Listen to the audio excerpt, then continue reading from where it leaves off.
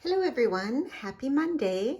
It's Christine from Christine's Stamping Spot back with you for this week's Mystery Monday video. Thank you for joining me today. So we have a couple of weeks left in our celebration promotion. It ends on the 31st of August.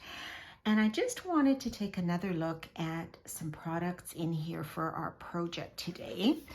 And that is the Wonderful World stamp set, which is this one, and the Designer Series paper. Now, with a $120 purchase, you can get both of these items for free. So not just the stamp set, not just the DSP, but you get both with a $120 purchase. So we are going to do a project, a fun fold card actually, using this today. And I just wanted to give you another quick peek at the designer paper because it's really quite stunning. I did an outdoor class this weekend and had some great visits with some of my stampers in person since I hadn't actually been in person with any stampers since before COVID. So we've been having some great weather here and I decided, well, let's try to do something in person. And so we did it out on our deck in the backyard and it was just so much fun to see everybody. So let me just quickly step away and grab a project using this suite of products and I'll show you what we did.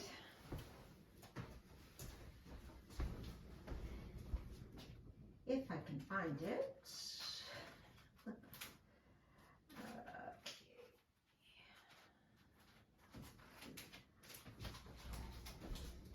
Sorry, I should have had this handy before I started, but using the stamp set and this paper, this is the project that we did at my class yesterday.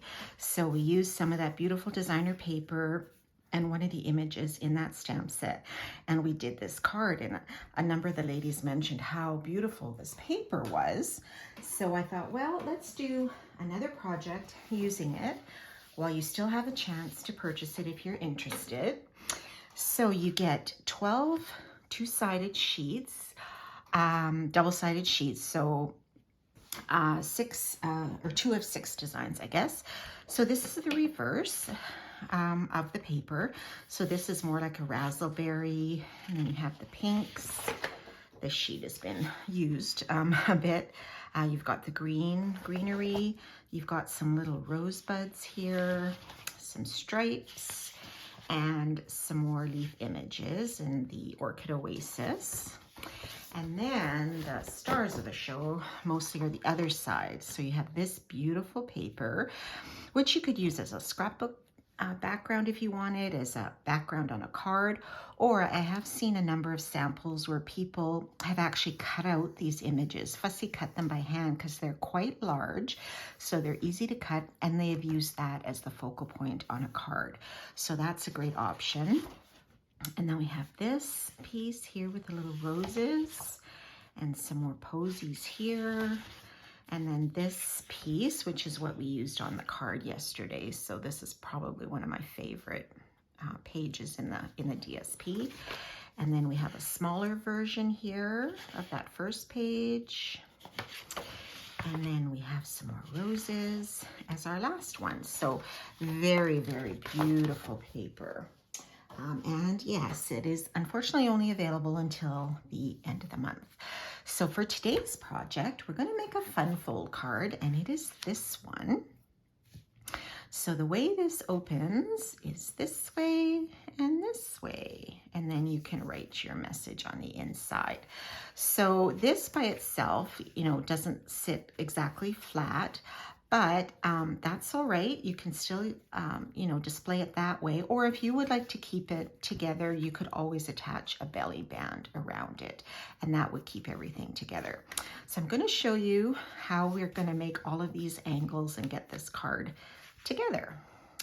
All right, so we are going to bring out the paper trimmer, and I hope you can see this on the camera. Okay, so I'm going to use a piece of our new in color, the Orchid Oasis. Okay, so first of all, with the 8.5-inch side at the top, you're going to do some scoring. Okay, so you're going to line it up at 4 1/4. And make sure you get that cutting blade out of the way. Use your scoring blade. You're going to score at 4 1/4. And then on the 11-inch side, you're going to score, I'll bring this down so you can see it. You're going to score at 5 1/2. Okay, so basically we're just dividing it into 4 rectangles, like so. I know the lighting isn't that great in here, but you've got four quadrants, so to speak. Rectangle 1, 2, 3, and 4. Okay, so 1, 2, 3, and 4. So for rectangle 2, we'll start with that one. What you're going to do is you're going to line it up on the center score line on the top and the center one here on the side, and we're going to cut at an angle. So you're going to line up the top score line and the one from the 5 1/2-inch side. Make sure those are in your track. And then you are going to use your cutting blade, and you're just going to snip off this, cut off that triangle like so. Okay, so square number 1, we are going to get rid of altogether. So you can use your paper trimmer, or if you're more comfortable with scissors, you could just fold on those score lines and just cut it with scissors freehand. That's not a problem. I'm going to try it with my scoring blade. So I'm going to line it up at the 4 1/4. I'm going to cut from the top to the center, just to cut off this number 1 rectangle here. Okay, so let me just make sure this is lined up. Okay, so I'm going to go down to this score line. And you can always just eyeball it. Some people use the ruler on their paper trimmer, but I'll just try it like this. And then we're going to line up this side. Let's do it this way. Which way should I do this? Here, 5 1/2. I'll bring that down. 5 1/2. You're going to cut right to that center where we cut already. Okay, so you're just going to do that. And then if you're not quite there, you can always use your scissors to trim off. I'm just going to try to tear that. Oh, nope. I was going to tear it, but that wasn't going to work. So let's just snip that last piece off. Okay, so now you have square 1, rectangle 1 missing. Rectangle 2 is at an angle. And then we're going to work with rectangle 3. And so this one, what we're going to do is we're going to line up here in the center on our track, and we're going to cut diagonally to the bottom corner. Okay, so you're just going to line that up in your paper trimmer. Make sure you're going from the center to the corner point. Okay, and then you're just going to give that a slice, and it's going to cut off this triangle here. So I could have cut a little bit further, so I'm just going to trim this off with my scissors. Okay, I'm going to put this paper trimmer away. So now you've got this kind of crazy looking shape, right? Looks kind of bizarre. Like, how are we going to get a card out of that? Okay, so let's try to score on all of these score lines, and we'll see what we get. And this is how your card should come together. Okay, so just burnish each side really well. And then we can do some decorating. So your card, get this the right way, will look like this, and this will be the fold. So then your fancy fold is like this. Okay, so it's just a matter of cutting on those angles to make sure you get them straight. Okay, so now what we need to do is we're going to do some decorating. So I've pulled out some of that Wonderful World designer paper. So the pattern I'm going to use here is this one, and then I'm going to use this as more of my solid image here. So I've got the floral one here and the more solid one there. So if you're using any sort of a directional paper, make sure that you've got it going the right way. Okay, so these panels are both cut at 3 7/8 on the bottom by 5 1/8 going to the top.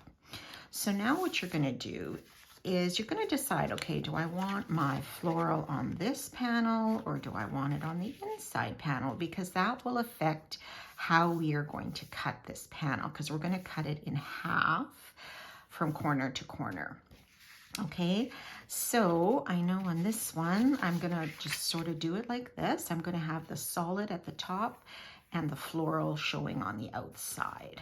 Okay, so that means if I want this floral piece here and my angle is this way, I want to cut my designer paper from this corner to this corner. Okay, so let me just get out that paper trimmer again. And so I'm going to line up this corner and this corner in the track, like so, corner to corner, and give it a slice. So now I have two pieces like this, okay? So this one, I want to go here, okay? And this piece I'm going to use for another project because I don't want to have the yellow. Okay, I decided I'd rather have the pink. So I'm going to set that aside. So then for the inside, I wanted the pink to show and my angle goes like this.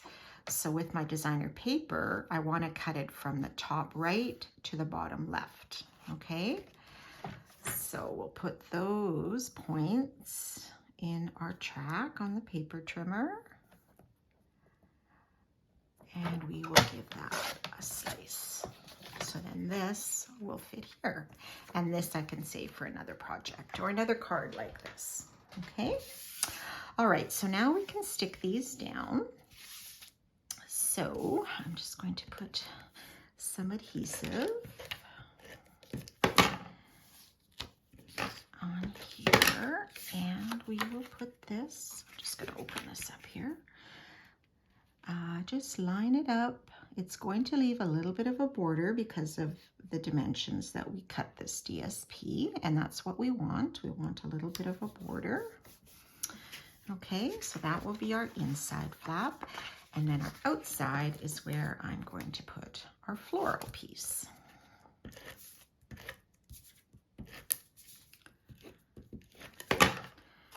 Okay, so we will put this here.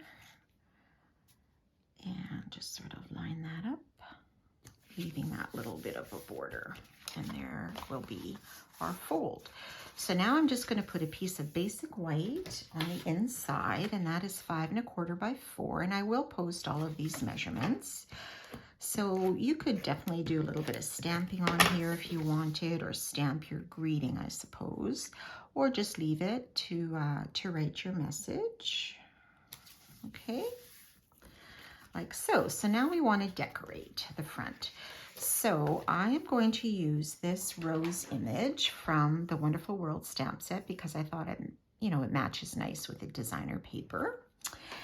And so what I'm going to do is I used my Stylish Shapes dies. So I pulled out the circles. So I used the second and the third largest. So from the largest going in, number 2 and number 3.